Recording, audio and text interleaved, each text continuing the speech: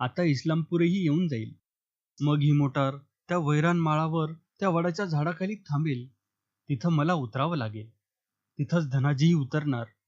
तो या काळोखात मला 2 मैल तांदळवाडीला जाऊ देणार नाही.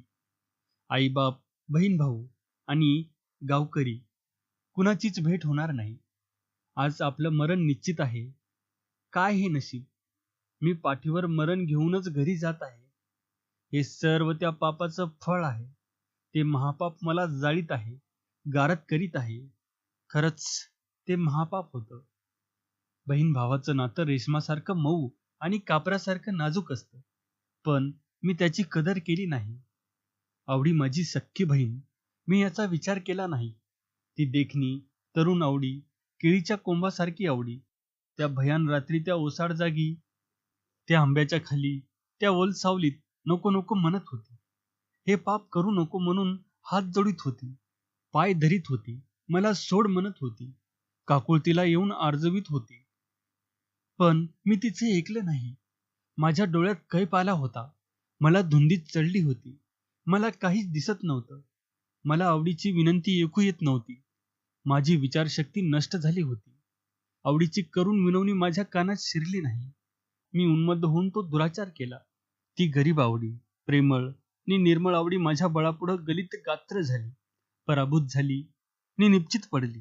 पुन्हा बोलली नाही. ती मानी, करारी आणि बंडखोर आवडी शांत झाली. मी ते महापाप करून मोकळा झालो. काय तो भयंकर प्रसंग! ती रात्र आणि ती कृत्य, त्याचंच हे प्रायचित्त आहे. 12 वर्ष भोगूनही ते संपत नाही, संपणार नाही. ते मसनापर्यंत माझा पाठपुरावा करूनच थांबणार आहे. आपल्या देखण्या बहिणीची, आवडीची आणि स्वतःच्या कुकर्माची भयंकर आठवण होऊन नागूचे डोळे आसवांनी भरले आणि त्यानं पुन्हा परतून पाहिलं. पुन्हा त्याचं मन भीतीच्या वरवंट्याखाली रगडलं गेलं. पण त्या क्षणी इस्लामपूरच्या पांडू पहिलवानाची त्याला आठवण झाली. जुना पहिलवान, दोस्त आणि वस्ताद यावेळी नक्कीच मदत करील. त्यानं एक रात्र जागा दिली की त्याचे डोंगरा एवढे उपकार होतील. आणि पांडू तसा दिलदार आहे. तो मला अंतर देणार नाही.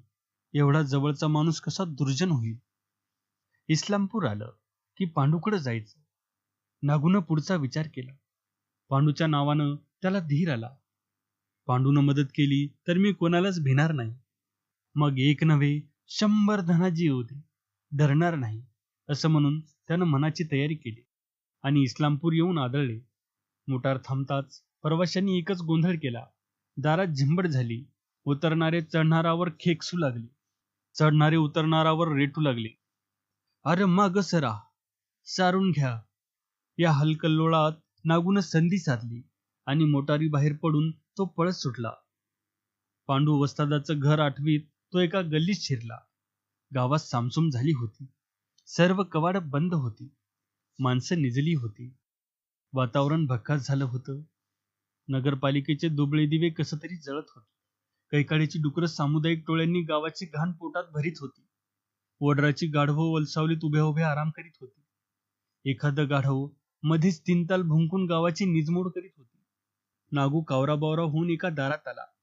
अंगणात पडलेल्या एका म्हाताऱ्याला हलवून त्यानं विचारलं, अहो पाहुणं, पांडू वस्तादाचं घर कुठं आहे तेवढंच सांगा. मोर जाऊन 3रं घर. म्हाताऱ्यानं डोळे झाकून उत्तर दिलं आणि नागूनं पळत जाऊन ते दार ठोठावलं.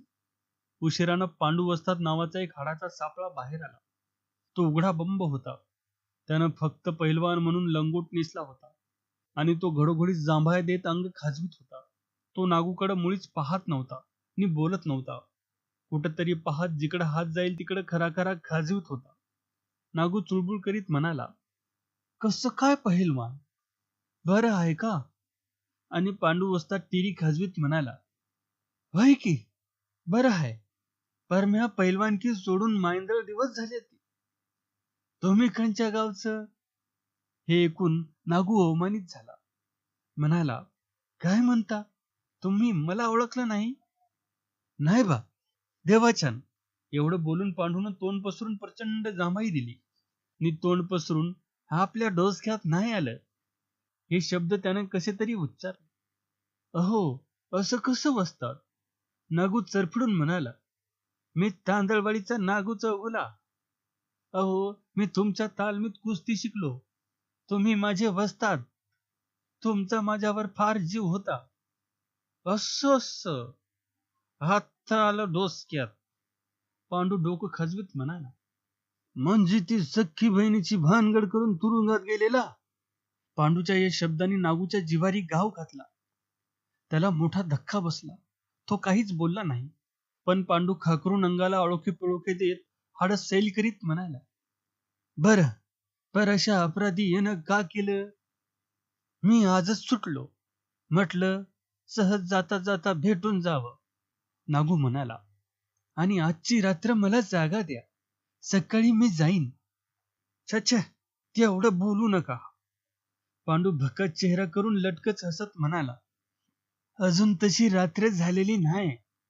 मी तांदळवाडी काय लय लांब नाही. शिवाय माझी वाईच अडचण आहे. म्हणजे बाळातपणासाठी काल माझ्या 4 लेकी आल्या ती. तुम्ही ती बहिणीची भानगड केली ते, आणि म्या तुम्हासनी जागा दिली.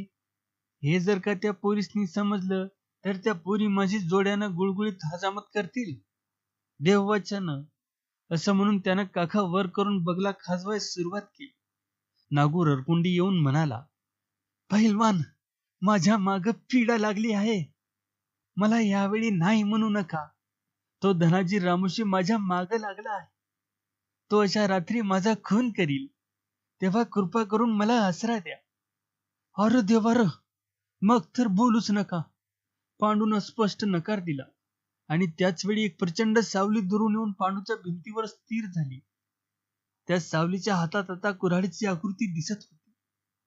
सावली पाहून नागू गांगरला. भिंतीकडे बोट करून म्हणाला, पहिलवान, ही बघा. आणि ती सावली पाहून पांडू घाबरला आणि म्हणाला, मी दार उघडतो. माझ्या घरात शिरून परसदारानं पळा. बर, एवढं तरी करा, नागू म्हणाला. आणि पांडूनं दार उघडून नागूला घरात घेतलं आणि लगेच परसदारावाटे बाहेर घालवला. आणि मग दोन्ही दारं बंद करून पटकन अंथरुणावर पडला. त्यानं बाहेरचा कानुसा घेतला. कोणीतरी पळत पळत पुढे गेलं. जाऊ दे तिकडं. कुत्रा जाणं नि चमडं जाणं, असं म्हणून त्यानं डोळे झाकून घेतले.